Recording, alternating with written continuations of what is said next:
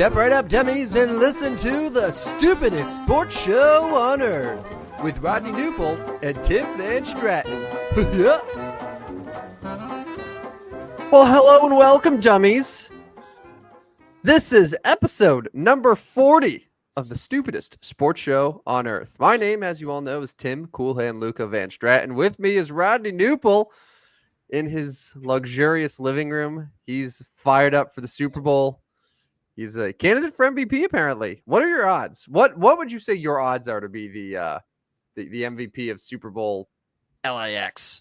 Well, I mean, if guys like Harrison Butker and Jake Elliott have actual real odds, so can I, because kickers have no chance of winning the Super Bowl MVP. Absolutely no chance. So whatever their odds are, mine are right there with them. But yeah, welcome to episode 40. I love like round numbers, like new numbers. So we're in the fours, like 40. I love that. It would have been awesome if tonight's episode was like, I don't know, episode 77 or something.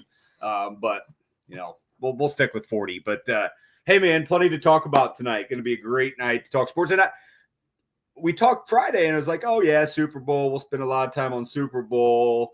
You know, maybe we'll get to some NBA talk. But we got lots of NBA talk tonight. Oh yes. Oh yes, I was worried. I was like, I'm going to have to do two full shows about Chiefs Eagles. Like, I don't know about you, but like I have been so checked out on all things Radio Row and Media Day.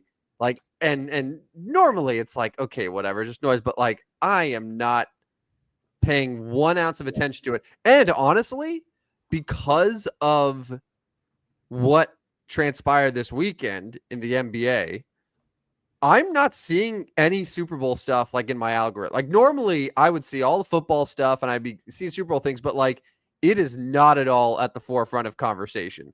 Like it is Luka, and now it's, well, now what's next? What are now the dominoes that are going to fall because of that with Kevin Durant, with Jimmy Butler? Like now there's all these things, and it's like it has not just like totally taken people away from the Super Bowl, but it's also made people really, really energized about the NBA again. Like this was the move that people needed to like care about NBA, because like this is a sport that thrives on the transaction, right? Yeah. And we had grown kind of numb to all of the player movement, but like something like what we saw Saturday night was the exact thing that we needed to get us back. And now I'm all in. Now I don't care at all about like the weekend, because I'm just thinking about the NBA trade deadline on Thursday. It's amazing. Yeah, and that's kind of crazy. Because and really, I'm kind of the same way, more and not as involved with the NBA. I mean, I love what's going on in the NBA. Obviously, you're wearing a Lakers hat, so you're very invested in this. But like, let me ask you this one: even if the NBA stuff wasn't going on, is this Super Bowl matchup kind of boring? Well, yeah. I mean, I think after the championship, like, people would have much rather seen Buffalo in this game than Kansas City. The three-peat stuff is cool, and the NFL is absolutely going to run with it. But would fans rather see Buffalo trying to go for their first Super Bowl, like to see Josh Allen in that spot again? Yeah, of course. I think we'd much rather see that.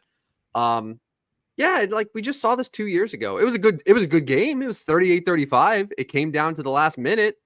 Like, it was exciting. Right. And if we get another game like that, then great. But yeah, I'm kind of with you. I don't think that there's this anticipation that there would have been if the Lions were in it. Yeah. If Bills were in it. Like if the Ravens, like if Lamar Jackson was in this game, I think it's different. Certainly Jaden Daniels is a rookie. Like it's but like we saw the Eagles a couple years ago, seen the Chiefs, feels like every year for 7 years now. Right. Yeah. That's how it goes. I mean, if it wasn't such a production, like if it wasn't literally the only thing going on Sunday, I don't know as if I would really be all that excited to watch it. I mean, at this point, like it's really your only option. Like, places shut down. There's nothing else on. Like it is what you are doing on Sunday. But enough of that. Let's get to some of that NBA talk. You are a Lakers guy. So, okay. Saturday night, February 1st at 11 o'clock, A I little was bit asleep. odd. I was asleep. I was asleep.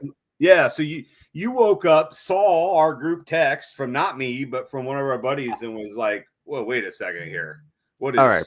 What is going So on?" this is what happens. Yes, I go to bed at a reasonable hour. I try to Saturday night, and honestly, like I could have been up at 11 p.m., but no, wasn't in bed nice and early. Got a great night's sleep.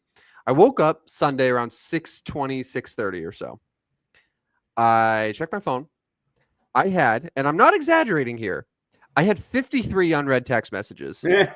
Now, for someone who's not a celebrity, like 53 is a lot of text messages to just see from various people, group chats. So it was like, yes, the group chat we're in, as well as like many, many others that I saw.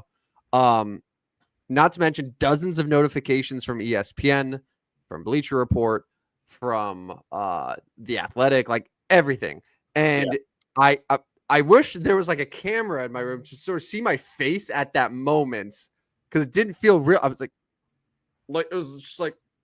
So the first thing I did is I didn't even go on Twitter. I went to the living room and I turned on Sports Center, like as if this was 20 years ago, to be like, oh, I know Sports Center's talking about it. And I turned it on. And it was still a rerun of Sports Center at night. Yeah. Right. It wasn't even like the new morning one. And it was there. And I was like, holy shit. Yeah. And it probably took about a good 30 minutes for me to actually process like what just happened. I'm glad that you stayed loyal with the mothership, though. Like that's cool to hear. Yeah. Like you went right to the mothership because like they get a lot of bad press. Like ESPN. I checked NBA TV at the same time. Like when ESPN went to commercial, I checked NBA TV to see if they were talking about it, and it was just regular like game highlights. Like the word, it wasn't even on the bottom scroll of like breaking news. It was just old game highlights. I was like, I don't care about this Grizzlies game right now. I need to hear breakdowns of this. Right. So yeah, and I had ESPN off for like an hour and a half, 2 hours, just Sports Center. Like it was the overnight and the morning version. But yeah, and it was like it was like before I even checked social media to see the reaction, is like that's where I went to. Like it was that type of move for me. I was like, is this real? I better throw on the news. So yeah.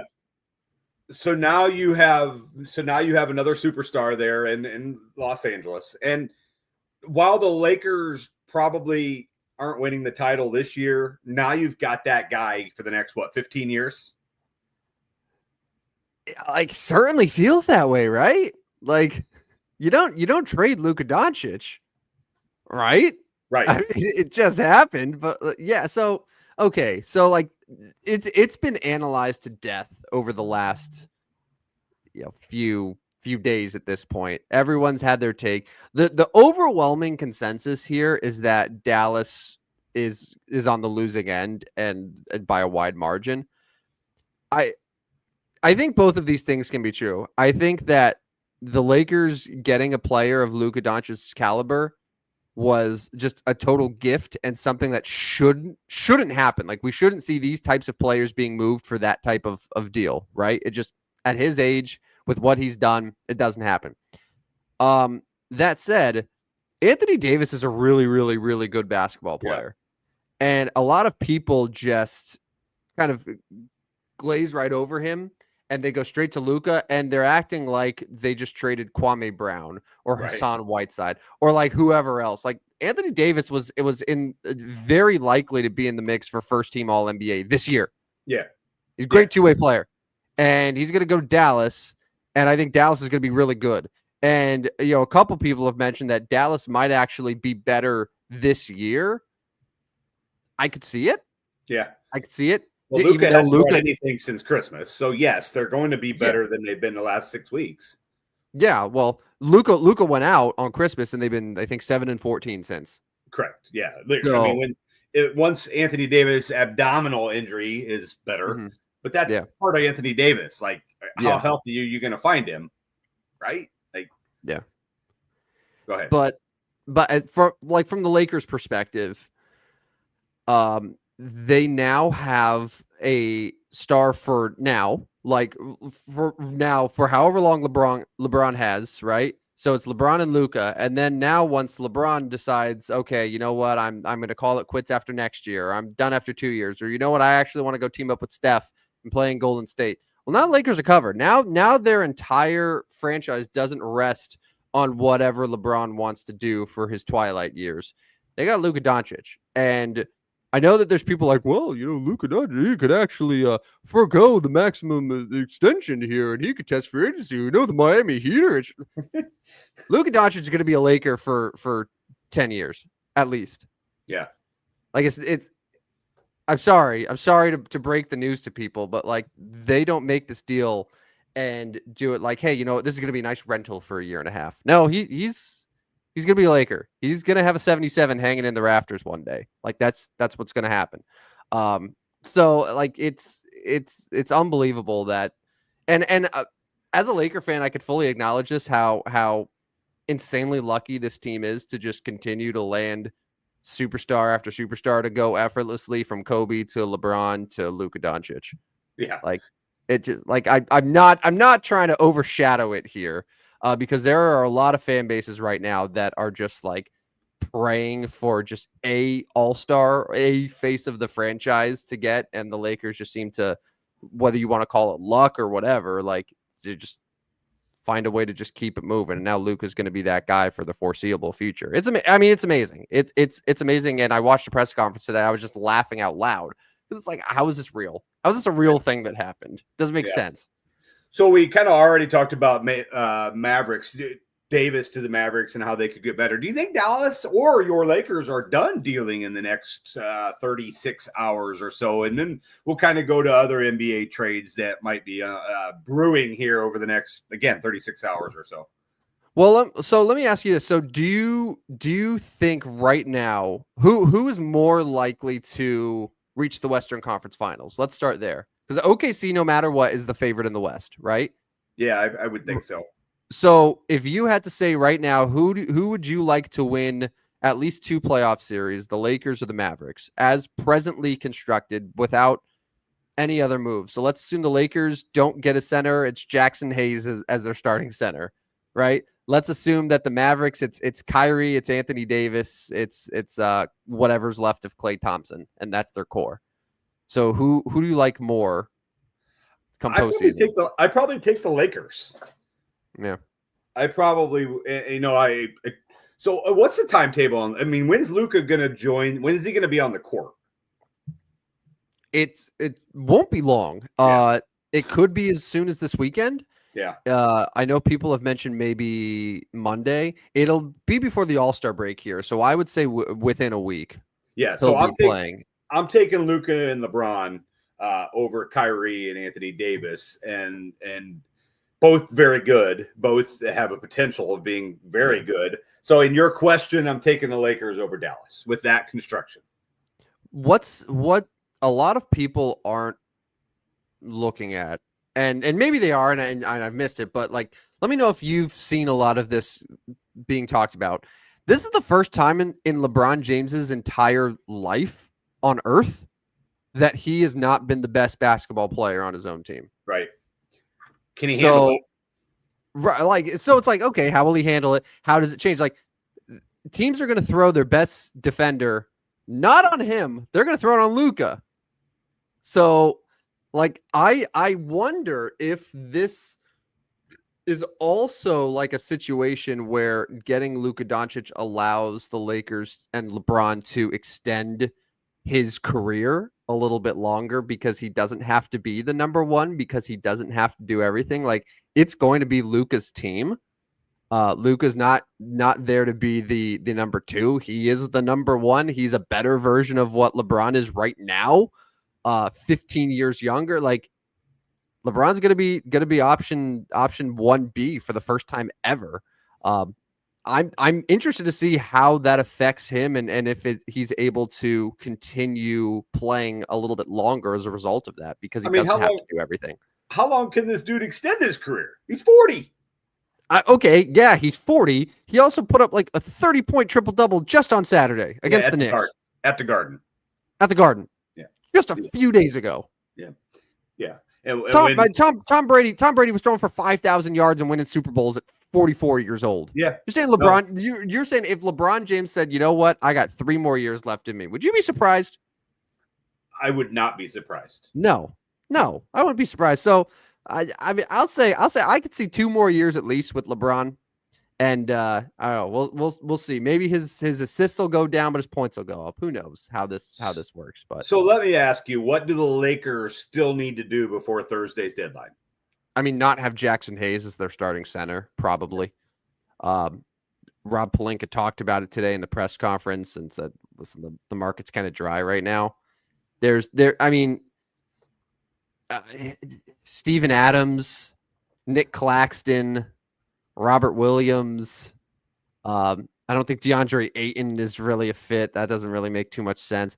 I mean, take your pick. There's a bunch of veteran centers out there now. Do you want one that is just a pure rental, just a body that you don't have to give up your first round pick for?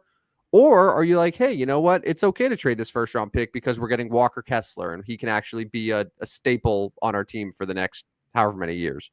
Like, that's the question that they have to figure out. My guess is it's going to be a pretty cheap, uninspiring guy that's better than Hayes, but is just a short-term fix, and they figure out what to do in the offseason. Because they'll have cap space, especially next summer. Like, if LeBron, let's say LeBron is like, you know what, I'm done after next year. And then it's Luka and a couple other guys. I mean, they're gonna have a lot of cap space to work with to get a second star, to get a legitimate center. So they'll be in good shape. But I would say center for them, and then with Dallas, like Dallas is actually a pretty good group. They just got Caleb Martin today. Yeah, they traded your boy Quentin Grimes and a second round pick for him. There are rumors floating around that they're maybe in the Kevin Durant mix, which would be interesting to pair him with Kyrie again. I mean, Dallas is, I think it's shown based on getting Kyrie a couple years ago, trading Luka without anyone knowing, that they're a team that will surprise you. Yeah, and you could expect something wild from them at any given point in time. So, yeah, I would say Dallas is probably just looking for more shooters, looking for more wing guys, but they're not far off. They're not far off from being a real threat to OKC, at least for this year. So then, obviously, we've spent quite a bit of time on this show talking Jimmy Butler. Yeah, where's he ending up? Sounds like he declined to trade to Golden State. What does he want? So the Golden State thing, I think, flamed out because Golden State doesn't want to extend him. I think Jimmy Butler wants to go somewhere and then get an extension. Miami doesn't want to extend him. So he's like, all right, well, then I don't want to be here. So why would then he go to Golden State and then the same thing happens? I think Golden State is just looking at all of these different options, and besides Jimmy Butler, it really honestly sounds like Jimmy Butler only wants to play for Phoenix. That's it. Yeah. That's it. And Phoenix, why would Phoenix want to extend him? Yeah, like they're already old. They already got Durant. Like Beal's not young. Yeah. Yeah. You know what team I think makes a lot of sense for Jimmy Butler? Who's that? Milwaukee. Yeah. No. Yeah, I mentioned that. I mean, he's got roots there. That he could help them right away. Yeah. We know that Chris Middleton, they're pretty much ready to move on from him. So I don't think it would be a deal that would be just Miami and Milwaukee. You probably have to get a third team in the mix, but you know how these NBA deals work with trying to get matching caps and all that nonsense. But if Milwaukee gets rid of Middleton, Portis, and picks, and they get Butler and maybe some other sort of kind of veteran body fill out, do you think that makes them a threat in the East with Cleveland, with Boston? It's Dame, it's Giannis, it's Butler. It's a good trio, and it's know what it is? It's a really good trio to have in the postseason. Yeah. Like if you're going up against Cleveland, right? Cleveland's a better basketball team, but like, all right, Donovan Mitchell, Evan Mobley, Darius Garland in crunch time versus buckets, Giannis, Dame. Yeah. No, you're talking 3 dudes that can get buckets right at the end of the game, be clutch players. Yeah. Dudes. Yeah. No, that is a good fit. And Milwaukee's struggling a little bit right now. Yeah. I mean, with Middleton, Lillard, and Giannis all set the other night, they've lost 4 or 5 in a row. No, that's a great fit. But will Jimmy Butler go there? I mean, they've got. I mean, he's got third. What is it? Noon on Thursday. What is the deadline on Thursday? I don't know what time it is exactly, but here's the thing. Also, who cares what Jimmy Butler wants? No, but with all due respect to Jimmy Butler, at this point, just find a deal for Miami and just make it happen. Like, what does it matter if Jimmy Butler is going to go and extend there? That's for his new team to figure out. I don't know why teams like give in to these stars to that extent. You're going to get rid of them anyway, so what does it matter? Yeah. Is it just a respect thing? I don't know. I mean, if it was such a respectful relationship, you wouldn't have suspended him 3 times. Yeah. Will Kevin Durant be traded? All right. I feel like I run into this every year where we hear all of these amazing rumors, and then the deadline comes and goes, and the biggest name that gets traded is just George Hill. Yeah. Because he's just the guy that always gets traded. I don't think he's still playing though. But anyway. That said, I was just saying to you right before we were on the air today, I was like, I'm starting to get that hunch. And maybe it's just because I saw Luka Doncic get traded. We haven't talked about De'Aaron Fox. My God, San Antonio is going to be really good very soon. I was saying, like, I'm starting to think Kevin Durant's not going to be with Phoenix by the time the deadline rolls around. And I'm kind of leaning in that direction. Now, I know people are like, oh, is he going to reunite with Golden State? I don't think so. What feels more likely is one of the Texas teams like Houston or Dallas making a move with Kevin Durant. It seems like Houston is very aggressive. They have a really good team. They're a top 3 team in the West. They see what the Lakers just did. They see what Dallas is doing. They're like, I really think we have a good foundation, but we just need a star. Yeah. We need a star. Can we win a championship with Jalen Green as our second best player? But, and I know we've talked about this before. Like, if you're Houston, you're up and coming. Right. This probably isn't your championship year, but you got this window. Do you really want to, implode it for a 35-year-old Kevin Durant? Now, right. If you could win the title this year, but Kevin Durant you're still not favorite in the West if you bring Kevin Durant in over to Houston. Like, you're a contender. You're not the favorite in the West. So, like, I don't know. Does that make sense for Houston? That's the thing. And I don't know what a trade would even look like. But so let's say it costs you Amen Thompson, a couple other they're younger guys, but the team is essentially Van Vliet, Green, Durant, Şengün, right? I think they're still underdogs against OKC. Mm-hmm. Series with the Lakers would be close because it's still Luka and LeBron. Yeah. So and Durant is not a guy that's going to be with your team for a decade. It's a very short-term thing. So it's how if I'm Houston, I don't feel the need to blow it up and go all in this year. Like Şengün, Green, Thompson, like all those guys are like 22 and under. Right. It's not like they're in their window is about to close and this is the last hurrah here. It's just the beginning, right? It's like if OKC last year was like, hey, you know what? We're playing really well. Let's package Jalen Williams and a bunch of picks and get a veteran, whatever. Like, no, but they stayed the course and look where they're at right now. They're overwhelmingly the favorite in the West. And I think Houston probably wants to make a move, but I don't know if it's the best idea right now to just make a huge move to the point where everything just shifts. So before we move on here, I see we have 300 eyeballs on the show right now, our biggest number that we've had halfway through a show. If you want to join the show, use the comment section. You can comment at any time. We'll get them posted on the show. And I mean, if you have comments, if you have questions on the NBA, we're going to move into Super Bowl prop bets here in a minute. But thank you all for joining us tonight. Our largest number will come through tonight. So again, thank you. One more thing here, Tim, on the NBA. If Dallas was to grab Kevin Durant, are they then the favorites in the West? because we're already talking about how dang good they could be with Anthony Davis, Kyrie, and kind of some pretty good players with them.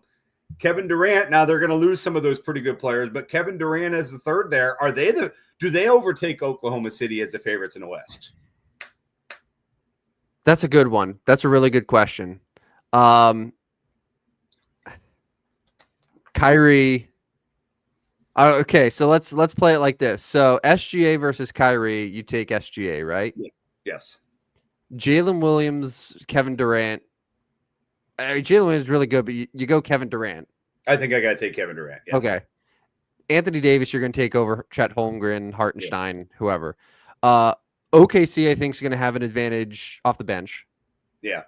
But because Kevin Durant's going to hurt Dallas's bench. Yeah. Dallas is probably a better shooting team. Yes. Especially when you had Durant there, right? That is a 7-game series, man. It really is. I don't have a clear lean either way.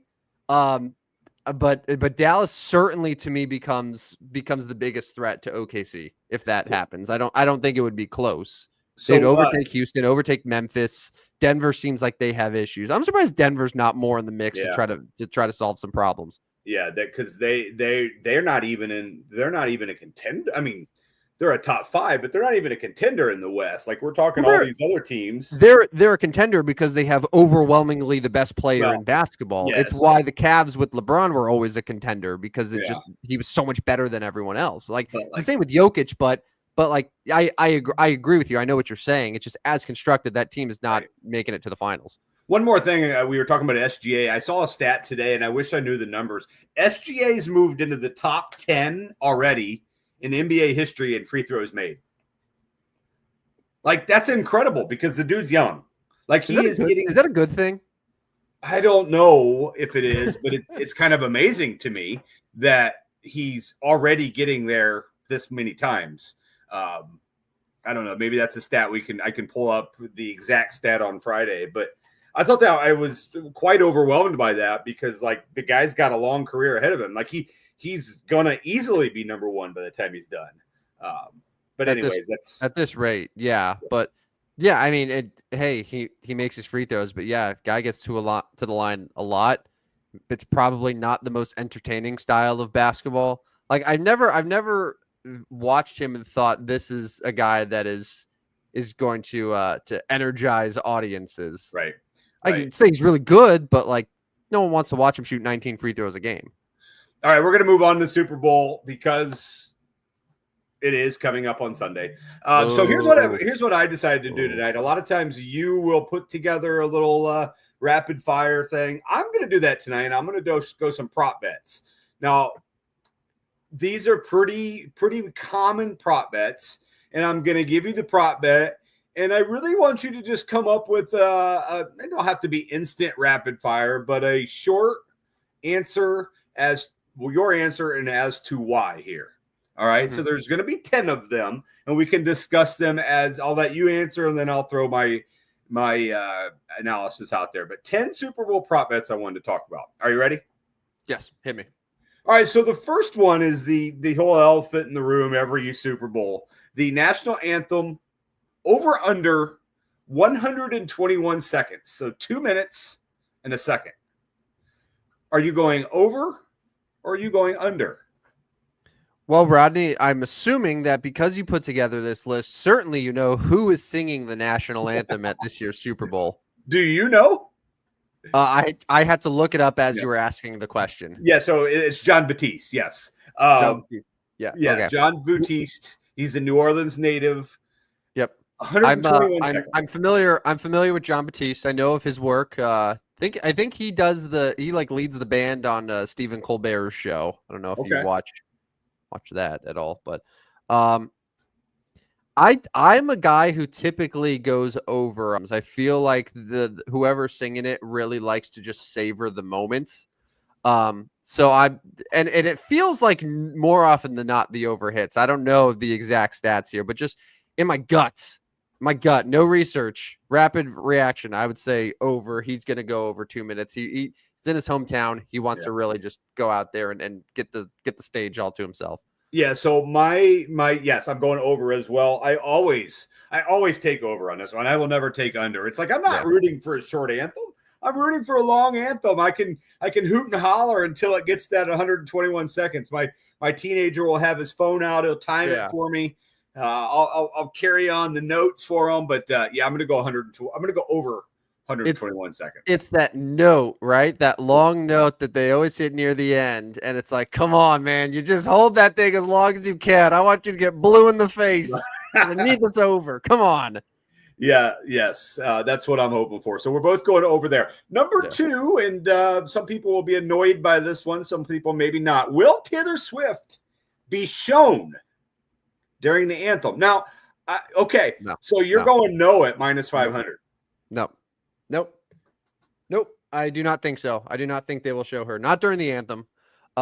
It'll be players, coaches, Nick Sirianni weeping again like we got a couple years ago. Flag, John Batiste, military, maybe flyover stuff. Well, I mean, they'll probably do a flyover even though it's a dome. I never understood why they still have those, like when no one can see it inside the stadium, but I digress. No, they're not going to show Taylor. Nope. I love the plus money. I mean, this is like a Skeeter bet. He would always go the plus money. I'm not always a plus money in sports betting, but I think I am taking a small bet on the plus 350 here. Do you know why they're not going to show her? They don't want to trigger half the audience before the game even starts. It's because, the NFL really loves this whole Taylor Swift, Travis Kelce thing, right? What happens if during the anthem, Taylor Swift doesn't have her hand on her heart? She's not singing along. What happens if, suddenly she makes a little comment to Brittany Mahomes about something? They're laughing about whatever during the anthem. You see what I'm saying? Yeah, and you see how bad this would be? I bet Taylor's like, you do not show her at all during the anthem because it's like the last thing that you need is some sort of controversy there. So they're just going to ignore it altogether. You're probably right. Or like she went back to her suite bathroom, to a bathroom in her suite, and then it started and she's walking back. So she's not even like focused on the flag. Right. Like anything other than just that true attention, hand on the heart, just feeling just all the emotions of the moment. Anything less than that, and people are going to flip. So they're going to avoid it. Number 3, will the first play of the Super Bowl be a run or a pass? So you got to think if it's the Eagles, you got to think if it's the Chiefs. We don't know who's going to win the coin toss. What are we doing here? Are we going run at minus 140? Or are we going pass at plus 110? I'll take the plus money here. I'll go with a nice play action. Okay. Fake the run. And then, like if the Chiefs, it's real easy because it'll just be play action and then just a quick little dump off to Xavier Worthy for 8+ yards. Set the tone and then just go from there. But I'll take pass at plus money here. Okay. I will also take pass. I obviously am hoping the Kansas City Chiefs get this because I think if you're the Eagles, like there's a good chance Saquon or Hurts is going to run the football here.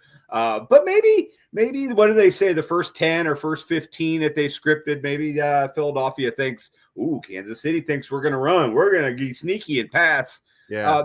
I'll take the pass at plus 110 here as well. Because it's so easy to fool Steve Spagnuolo. Yeah. You got him. You got him, Nick. You got him, Sirianni, right where you want him. All right. Number 4. Let me explain this one. First touchdown, his jersey number over under 15.5. So Saquon 26, Travis Kelce 87. Patrick Mahomes 15, Jalen Hurts 1, Xavier Worthy 1, right? Or 11. Ooh. Yeah. He's 1, I think. Yeah, but Kareem Hunt. So this is a good one. 15.5. I'm going to go under here. I think I'm going to go under. It could be one of those Hurts ass pushes for the touchdown. It could be a Worthy. I don't know. I keep going back to Xavier Worthy. Like I'm kind of talking myself into making him the Super Bowl MVP. I think that he's going to have a monster game. So One of those. Well, Devontae Smith too is what 10? Yeah, under. Yeah, AJ Brown. Isn't he? What is AJ Brown? I have to look this up.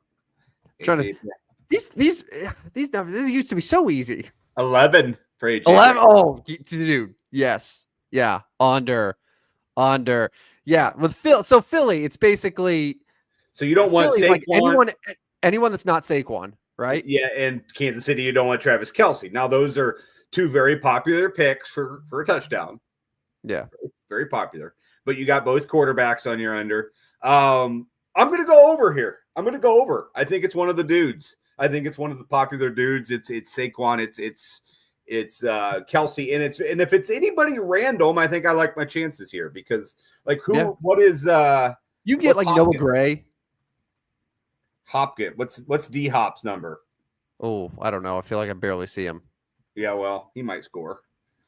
I was gonna say you get Noah Gray at 83 or whatever he is.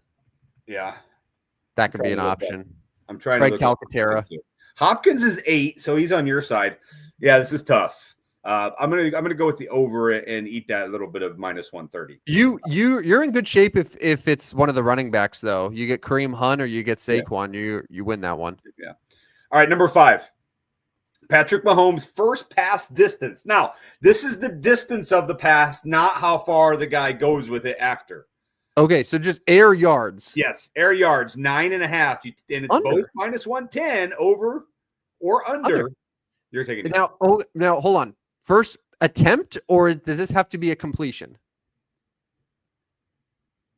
We'll go attempt. Okay. Regardless, under. Okay. I think he threw 2 passes maybe versus Buffalo that actually in the air went like more than 10 yards. Okay. It's under here. Short. Dink and dunk. Easy. I will also go under. Here. I'm surprised it's 9.5. I'm surprised it's minus 110 there. I probably would have put this at more like 7.5. Yeah, same. I would have had to think about it, but yeah. 9.5. No. All right, next one. I find this one interesting, and I mean, I think I know our answer here. Will a 300+ pound man score a touchdown in the Super Bowl? Yes. Yeah. Yes. Jalen Hurts.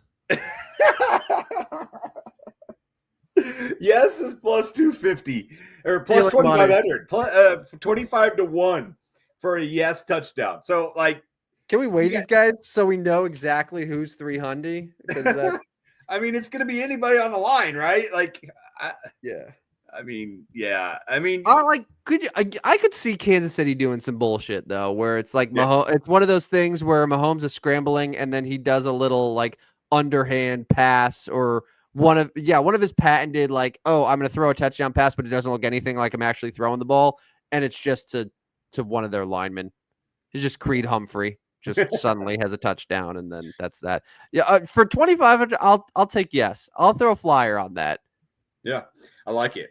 I mean, yeah, I'm not betting the no here. I'm either not doing it or I'm putting $1 on the 2,500 and saying, "Come on, big boys." Mike Shannon used to say it all the time. "Come on, big boy." I love, rest in peace, Mike Shannon. But anyways, let's move to number 7. Saquon, your guy. Will he go for 150 plus rushing yards only? This is not total yards. This is rushing yards only. You get plus 250 on the yes. You get no at minus 300. So what's interesting here is obviously everyone's like, well, Kansas City is a very good defense, which is true. But also Kansas City plays a lot of close games. Yeah. So you have to imagine that this is going to be another game where, it's not like the Eagles find themselves down by 20 points in the second half and they need to abandon the run and try to throw the ball because they need quick points. If anything, like the Eagles offense is still just, we're going to hand the ball off to Saquon because he can just change the game on any given play. At plus 250, I kind of like this. The only thing I want to see is just how running backs have fared in general against the Chiefs to see if anyone has run for 150 this year against them. Yeah. So some of these we can come back to on Friday. These were done with no research done by you. So off the cuff, you are saying no? So, okay. So I'm looking right now. Running backs versus Kansas City Chiefs. Is it Jerome Ford has the most against them at 84? That can't be right. Has no one run for more than 84 yards against the Chiefs? I mean, it's Kansas City Chiefs. That wouldn't surprise me because it wouldn't surprise me. Yeah, let's see. So this is from the Chiefs allow just 4. Oh, that's just yards per catch. Never mind. Yeah, I mean, James Cook was 85 last week. Mm-hmm. But that was a pretty good okay. game. So the most running backs just that they've allowed this year, and this is just not individual. This is a collection. They allowed 147 against Pittsburgh on Christmas. To the combination of which is a combination. Jaylen Warren and okay. Yeah. Okay. Yeah. That's not very encouraging for this yes here. So you're going to go minus 300. I mean, I'm never going to bet on anything that's minus 300, but I don't know if I would put yes. Ugh. Now I'm upset. All right, so I like these on Super Bowl Sunday because there are some other games that go on, some other sports that go on earlier in the day. This is a cross sport. Who will Cade Cunningham have more points than Patrick Mahomes completions on Sunday? So I'll pull up the NBA schedule. The Detroit Pistons play the Charlotte. Oh man, you got a good one there. Detroit Pistons host the Charlotte Hornets at noon. Will Cade Cunningham score more points than Patrick Mahomes has completions on Sunday? His last game against Charlotte scored only 18. He had a bad shooting night that night. But, I mean, he's averaging 25 plus.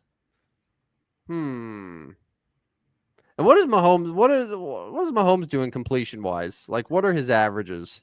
I'll pull that up. I mean, if you're thinking it's going to be down the stretch, they need him. He's going to throw the ball quite a bit there towards the end, right? I mean, you know what? I'll take Mahomes completions here. So, Mahomes completions. Why is it not showing this pass attempts? So he had 18 and 16 in his 2 playoff games. On Christmas against Pittsburgh, he had 29 and 28 against Houston the game before that. Mm-hmm. So he's looking regular season, he was looking mid-20s for the most part. Now playoffs, he's only averaging 17. Yeah. You still going more Mahomes completions? I think so. Then Cade Cunningham's going to score 20 points at least, right? I do. So I'll take I could see Cade doing 22 points and Mahomes maybe having 24 25 completions. Got it. All right. I'm going to take Cade Cunningham on this one. Minus 110. I mean, he's got a good matchup. He's got a good matchup against Charlotte. I can't deny that. So, I want to go off the cuff here. We have 17 messages from our free fantasy baseball league, and it's February. What are they arguing? It's February 4th, and it's a free league. And one of the guys we know says, "Sorry, I can't hear you over the echoing from the league's most decorated trophy room. Remind me, what type of medal is 4th place, guys? It's free. It's a free league. It's a free league. It's a free fantasy league, and he's got all these loser ass rules. Anyways, there's these spreadsheets. First of all, it's our least favorite draft, which is the long draft that takes weeks to complete. There's rules about the number of positions. There's rookie eligible players. There are rules that need to be voted upon each year. And none of the rules ever pass. So it's like the same sort of garbage structure and just year after year. Guys will send you constant trades that are just brutal. Yeah. And then try to bully you because you just don't want to accept these awful trades that you're getting. Yeah. All right. We got two more. There's no joy in it. It's a terrible, terrible league. And I've been in it for like 6-7 years now. I don't know why. Number 9. Will either team be down 14 plus points and come back and win? If you like the yes here, it's at plus 770. I don't like the yes. Yeah, same. I don't think it's going to be 14 points at any time. I don't think so either. I think it'll be pretty close the entire way. Spoiler alert. So we're not betting that one. Yeah, Friday we'll give our official pick, but nobody cares. Nobody cares about our pick because everybody else has given their pick. Like we're not influencing anybody on their Super Bowl pick Friday. I can pretty much guarantee that. But sign up for our Substack and we'll have all sorts of picks. Anyways, last one. Gatorade. Yeah, Rodney, I finally found the running back information. So yeah, the most yards that the Chiefs defense has given up to a running back was in fact Jerome Ford, week 15. Jerome Ford had 7 carries for 84 yards. So clearly ripped off a big run there. And then the next were both Steeler running backs that week 17 game Christmas, 71 for Jaylen Warren, 74 for Najee Harris. So Saquon Barkley essentially at 150, it's like doubling that. Yeah. Twice as good as the best running back has been. Because you look, Derrick Henry had 46 rushing yards. Bijan Robinson had 31. Alvin Kamara had 26. Bucky Irving had 24. James Cook in the regular season had 20. Joe Mixon had 57. That's bad. You're going. If you're not betting this because we're not betting minus 300, but you do not like the plus 250. No, I think the number should be like plus 350, just based on the Chiefs' defense. Yeah. All right, number 10, Gatorade color, purple's plus even money, yellow green's 200, blue 600, orange is I don't know, must be 750. I put 50. Red pink is 11-1, and if it's clear or water, it's 12-1. Thoughts here? Easy. But I think it depends on who you think's going to win. Let's operate under the assumption that the Kansas City Chiefs are going to win the Super Bowl, right? So is that red? 11-1? I think it's red. Yeah. I think it's the Chiefs. I think it's the Taylor Swift angle because this isn't that whole thing with red. I thought that there's some sort of connection with red that she has, but I think red at those odds, that's where I'm going.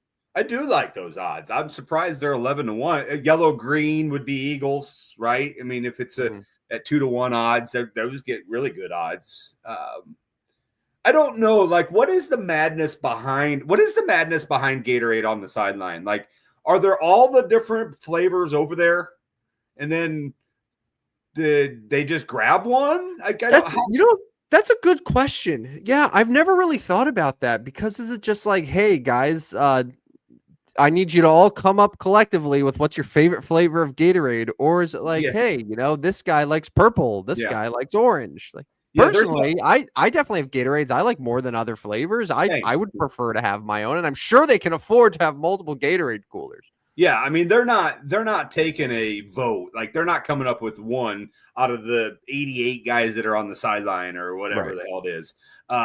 So there's probably multiple, but then like how do we so there's probably a sideline manager, an equipment manager, whatever, and he's taking care of all of that. And then as the game winds down and your team's going to win, I feel like one's just grabbed, right? Like I understand that this bet over any of them can really be rigged. Like the equipment manager for the Chiefs or the Eagles looks at these odds and was like, hey, I'm going to have – and then if he remembers, he can give you the one, here you go. But, like, who's to say that guy's even going to be available? Because, like, what if this game comes down to the last 2 minutes? Like, the equipment manager is probably not over there like, I got to save this one. This is a red one. I don't know. Like there's a lot of questions I have here. Now, and then let me throw this at you. So in the scenario where there are multiple Gatorade coolers, right?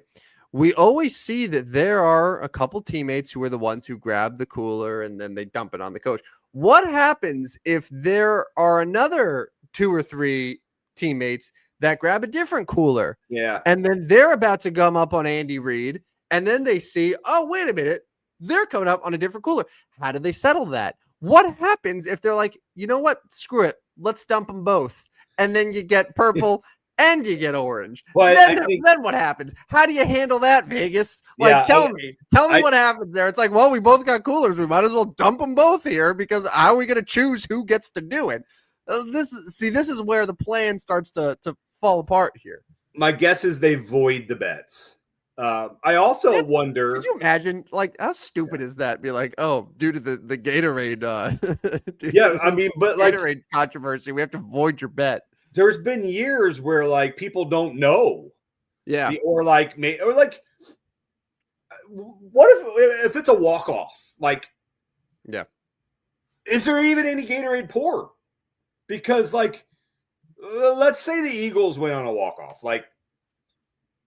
Overtime or final seconds, they get it. Literally final second, they get in the end zone. Yeah. Like Nick Sirianni's going crazy. Like he's just screaming around that place. Mm-hmm. So like to be able to go get him to chase him down, like Andy Reid ain't going nowhere, right? Like they'll catch it. But like Sirianni probably nowhere in sight. So like, is there going to be one? Another scenario here. Let me know. And I feel like you're real good at knowing how the books would handle this. Eagles score a touchdown. 5 seconds left. Yeah, this might happen too. They're celebrating. They dump it on Sirianni before they even do the kickoff because they're like, of course, we got this. Hold on. Yeah. Chiefs get the ball because let's say Jake Elliott screws up, kicks it out of bounds. Boom, Chiefs start on the 40-yard line. It's 5 seconds left. Mahomes is able to get 20 yards in 3 seconds, 2 seconds left.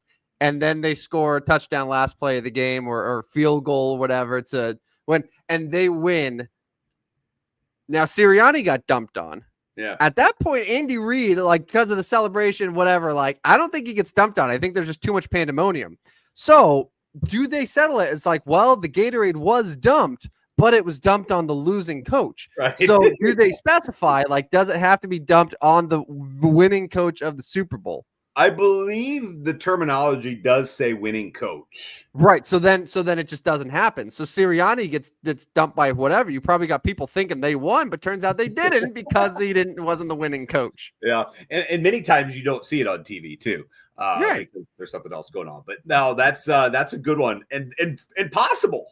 It's possible. Like if there's one team and one coach that is a premature Gatorade dump, it's going to be Nick Sirianni's Eagles. Right. Like, he's going to do it himself. Like he's going to walk.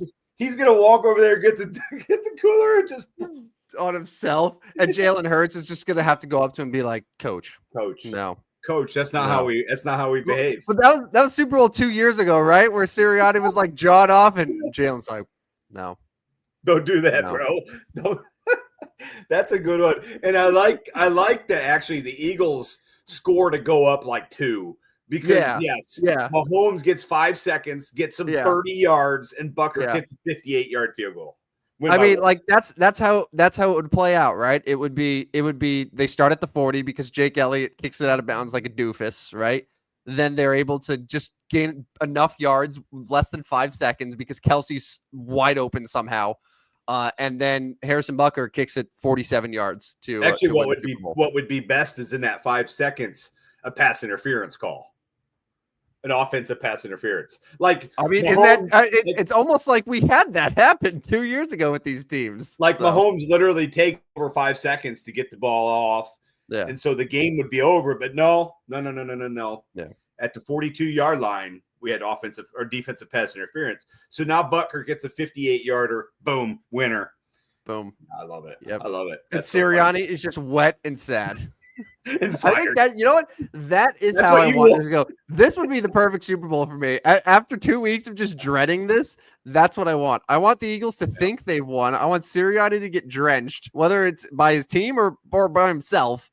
And then they lose, and then he just has to be wet and inconsolable. That to me is the perfect That's the storybook ending that I think the NFL needs. Not any of this Taylor Swift, Travis Kelce proposal bullshit. Like this is how I want the season to end. All right, so that does it for our prop bets. On Friday, we'll talk more Super Bowl and obviously probably break down any more NBA trades that happened. But much more Super Bowl talk on Friday. Let's get to the best 40s in sports, why don't we? Do you have anything else you want to talk about before we get to the 40s in sports? We're about an hour in. I think we're all just shy of 600 visitors tonight. I think we've hit our, yeah, it is. It's about double. It's double over our most. So thank you, everybody. No, not very many comments tonight, but maybe next time you guys can join us. But anything else before we get to the best 40s? No, just thank you to everyone who was listening. Who I would assume that the lack of comments simply means that we're just so engaging and captivating that people didn't even take the time to comment because they're just glued to us and glued to our opinions and our analysis. I feel like we've entertained a lot of people today, and I'm very thankful for that. All 594 eyeballs on right now, 595 now. Let's see. So anyway, so let's get to the best 40s in sports. This is our 40th show, and the one that comes to mind for me in the NFL is Bears legend Gale Sayers, number 40. That's a big one. That's a good one. It's going to be hard to beat that one, right? Like, do you have a better 40? I'll give you a couple NBA ones here. I don't know if it's going to beat Gale Sayers. Yeah. Unless you think Harrison Barnes is worthy. No, but what about Calbert Cheaney? I don't even know who that is. You don't know who Calbert Cheaney is? Why would I? Who's Calbert Cheaney? Played 13 seasons in the NBA, bro. What years? Oh, it would have been probably 80s and 90s. But I thought he may not have made an All-Star game. No, I'd have to take a look at that. He went to Indiana, so kind of a Midwestern legend. But Calbert Cheaney wore 40. I know the Midwestern people, the true Midwestern people that grew up here, know who Calbert Cheaney is. Number 40. All right. I got two better NBA ones for you. Okay. Bill Laimbeer. Okay, good one. Sean Kemp. Oh, really good one. And 40 might be the number of kids he has as well. Yes. And maybe number of arrests too. Right. Yeah. National Hockey League. Quick search has me going with Henrik Zetterberg. Ooh. Donned number 14. Number 40 is 15-year NHL career. Tuukka Rask is number 40. Tuukka Rask, kind of a bust, no? Tuukka Rask? Oh, I thought. Are you? I don't think we're talking about the same Tuukka Rask, unless you know another Tuukka Rask who was a bust. I don't think Tuukka Rask from the Bruins was a bust. Yeah, never got to that. Never won that cup though. Well, no, he was a backup when they won the cup. Okay, so he got one. All right, I'll give him credit. Nope, not a bust then. Tim proves me wrong once again. Not a bust, but I thought he should be better than he was. He also won the Vezina Trophy. Yeah, it's overrated. What do you mean? Yeah. Hey, this is the trophy for being the best goalie in the league. Oh, overrated goalie, says Rodney. What does that even mean, dude? I believe former Chicago Cubs pitcher Rick Sutcliffe was number 40 as well. So Gale Sayers, Sean Kemp, Rick Sutcliffe, Tuukka Rask will be our Mount Rushmore of the four sports for number 40, right? Bartolo Colon was 40 for I think like most of the teams he played for. Yeah, so if we're putting the Mount Rushmore together, Gale Sayers is our NFL guy, period. Yeah, Gale Sayers. Sean Kemp is our NBA guy. Sean Kemp, yeah, I'll do that. Tuukka Rask over Henrik Zetterberg, yes. It's close. It's close. We can do like a co-face on that. Yeah. And then MLB, we could go Rick Sutcliffe or Bartolo Colon. Or Madison Bumgarner. I mean, it probably depends on what age of the person you're talking to. Younger people are going Madison Bumgarner. Older people are probably going Rick Sutcliffe. By WAR on, because like Baseball Reference, I've discovered because I refused to go on ranker.com. I started going on Baseball Reference and looking up MLB players who wore number 40. And you could search and you could rank it by WAR to just see like who the best players were that wore that uniform, but it also shows you how many years. Like Brooks Robinson was 40, but he was only number 40 for a season, right? Doesn't really count. But like the main ones ranked by WAR is Bartolo Colon, followed by Bumgarner, followed by Rick Weiss, followed by Rick Sutcliffe. Okay. So those are like your top 4. And then Andy Bennis is also like 14 seasons is number 40 as well. Bennis. Okay. Yeah. Okay. Former St. Louis Cardinals. Yeah. Who, by the way, are officially the last team to sign a Major League Baseball free agent. The Minnesota Twins grabbed one today. St. Louis Cardinals still 0. Have not signed a single player to improve their roster.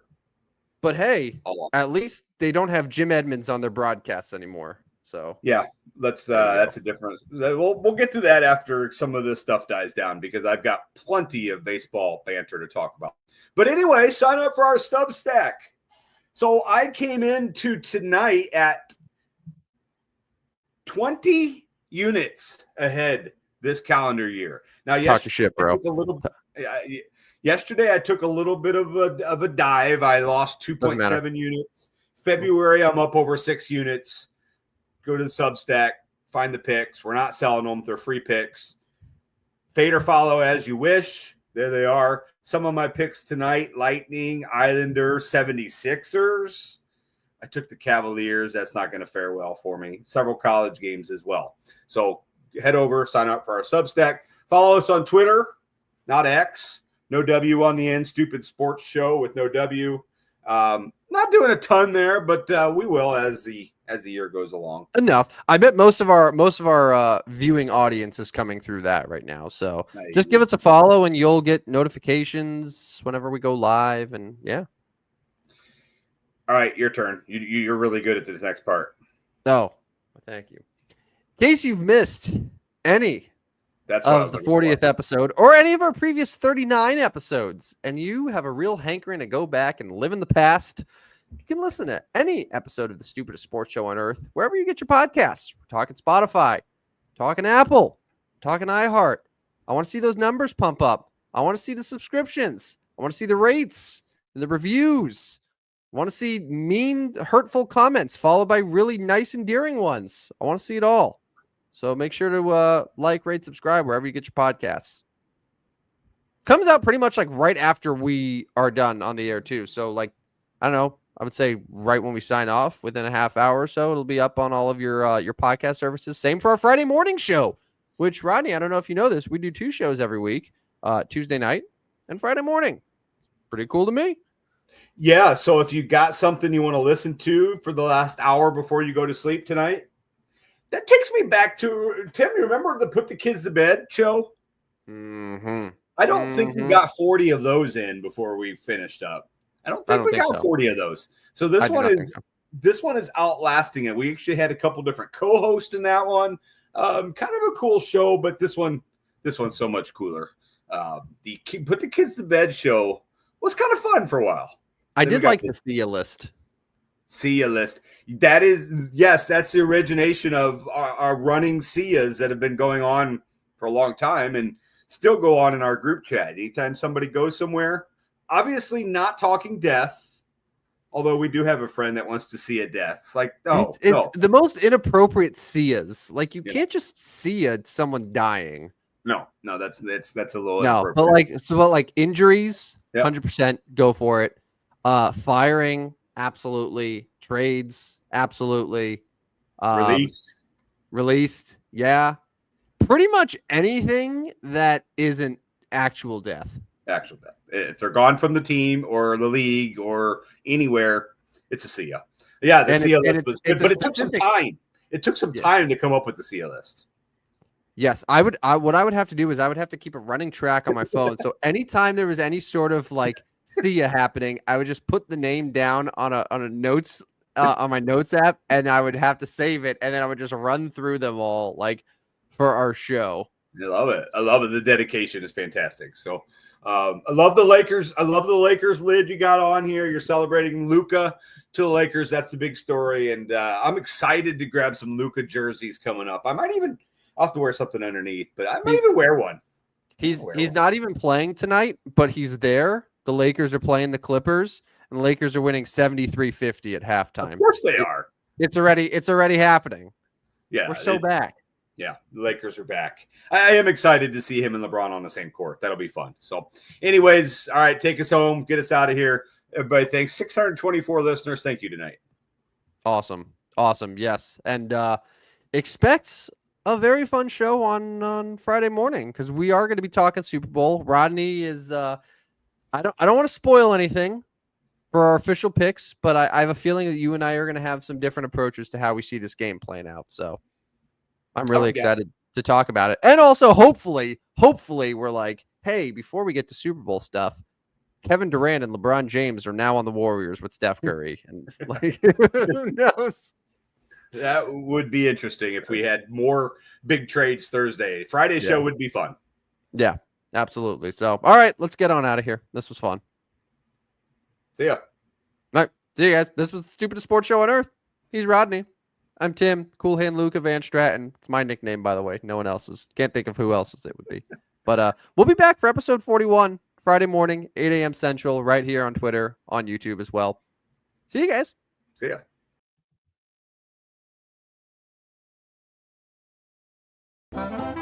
Step right up, dummies, and listen to the Stupidest Sports Show on Earth with Rodney Newbold and Tim Van Stratton. Yeah.